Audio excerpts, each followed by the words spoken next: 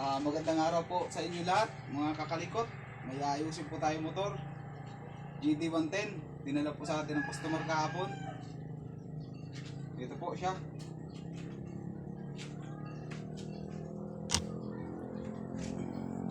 Ayan po.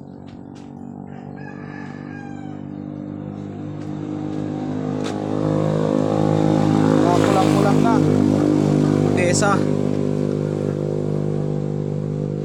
Wala siyang CDI. Yung regulator niya hindi na yung original.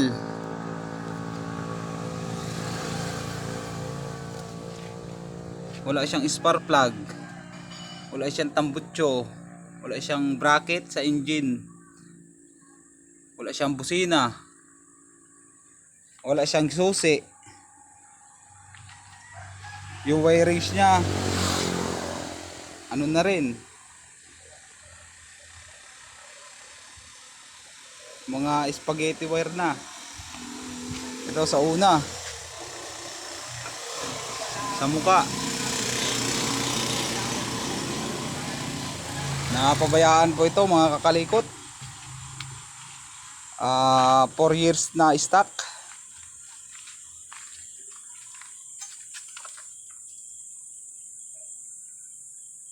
Ayan po.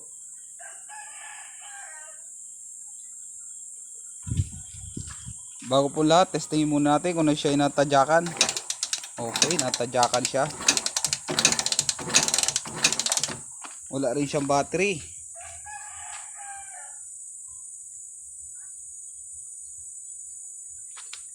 Ayan po. May-ari po pala nga nito ay taga Bangkuro.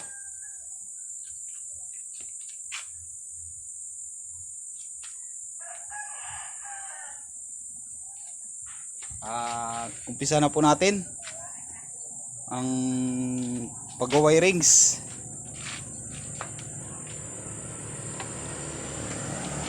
Meron po akong CDI dito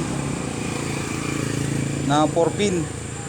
Dahil wala po siyang CDI, lagyan po na convert po natin siya ng 4 pin CDI.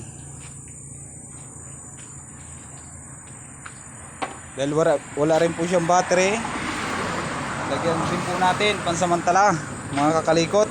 Ito, battery.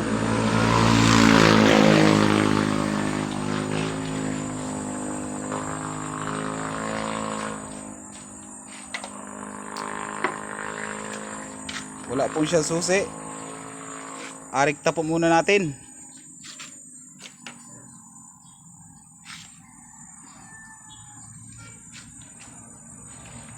Sa pagrekta po ng GD, ganito lang po.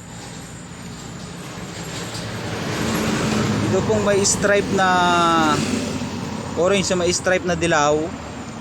Ito po ay papuntang CDI. Ito po siya.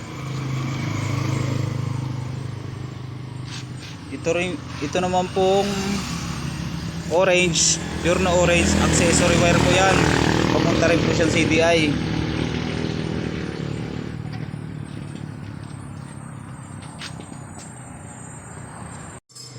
Lagyan na po natin ng battery. Ito po, pansamantala,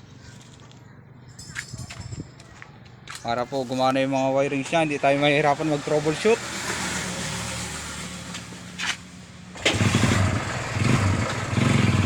Positive.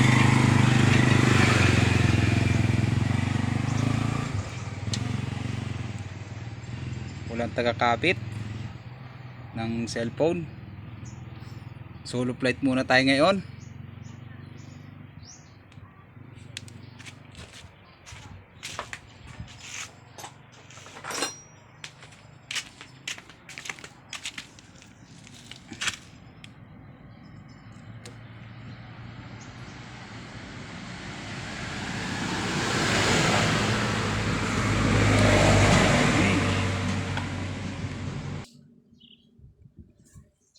Ito po, lagyan natin.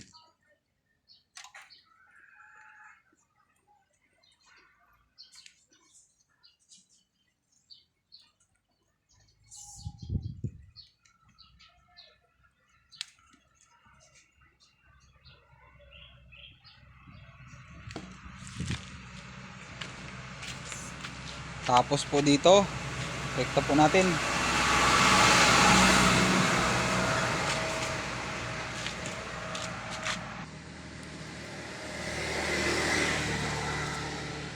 Ganito po magrekta ng GD.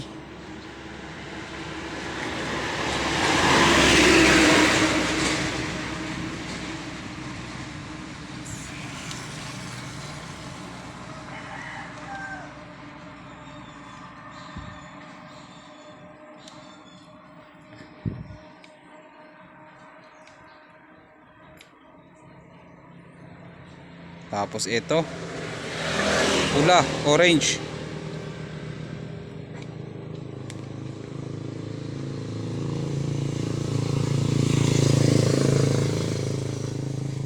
Ayan.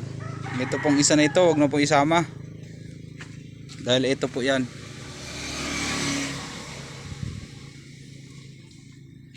Dahil convert po natin siya sa 4 pins, hindi na po natin kailangan yung isa. Ayan na po, may neutral na siya oh.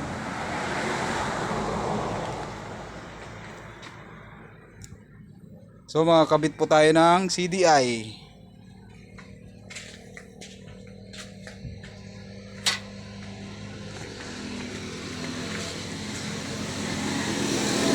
Four pin CDI.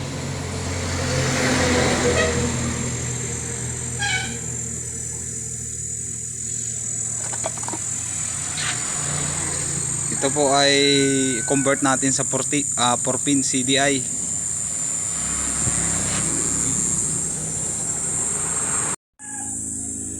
Ito po, kabit na po tayo ng CDI 4 pin. Bago po natin ikabit, dapat alam po natin kung saan, kung alin ang pulser, ground, ignition coil, tsaka accessory ng 4 pin CDI. Turo ko po pala sa inyo kung ano mga polarity nito. Ito po, pulser po ito. Ito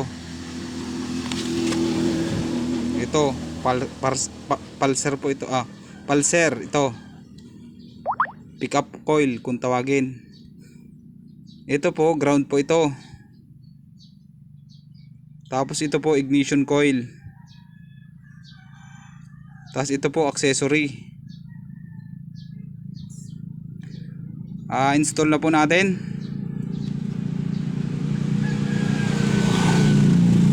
Simula po muna tayo sa pulser. Ang pulser po ng GD ay ito po, kulay asul. Ito po, ito ang pulser ng GD. Ito po yung ground nya. Ito po silang dalawa. Ito po, ayan, galing po siyang stator dito. Siya na po yun. Ito na po yun.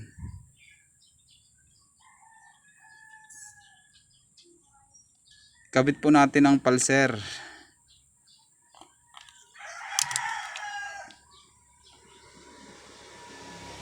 Ang hirap, makakalikot, walang tagakapit ng camera.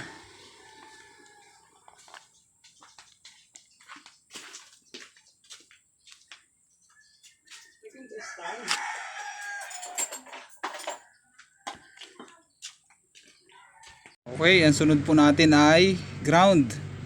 Ito po yung ground nya. Ito, itim na may stripe na puti. Yan po ang ground ng Suzuki. Tapos rin naman po sunod, ignition coil. Ang ignition coil po ng GD ay kulay puti. Ito po yun, kulay puti. Ito po yun oh. Ayan, kulay puti po, ignition coil. Kulay puti po kulay nyan. May pintura lang po, kaya hindi makita. Ayan po, kulay puti. Okay, mga test light po tayo.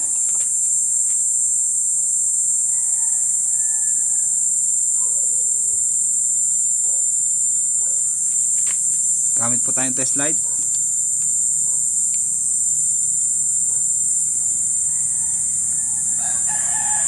Test light clip po. Nasa ground muna po siya.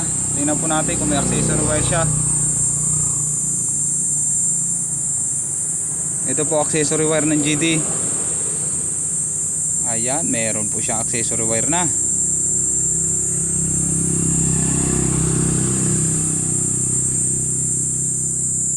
Test light clip po, lagay po natin sa positive ng battery.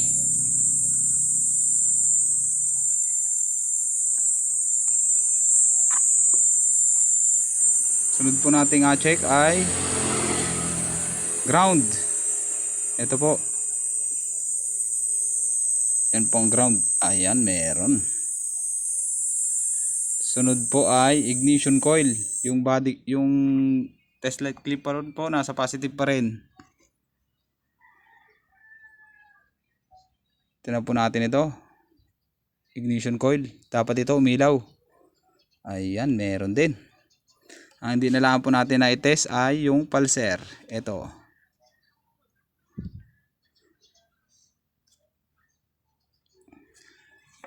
Lapit po natin yung ignition coil wire sa body ng motor.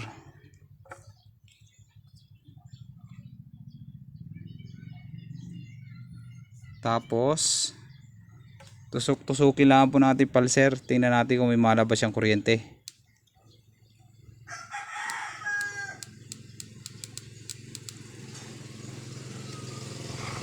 Lapit po natin.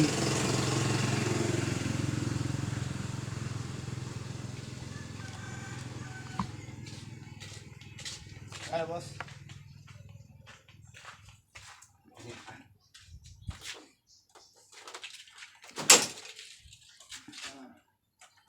Testing po natin, test fire. Kung meron kuryente. Kanino yan? Meron. Mga kakalikot, okay, meron. Lakas.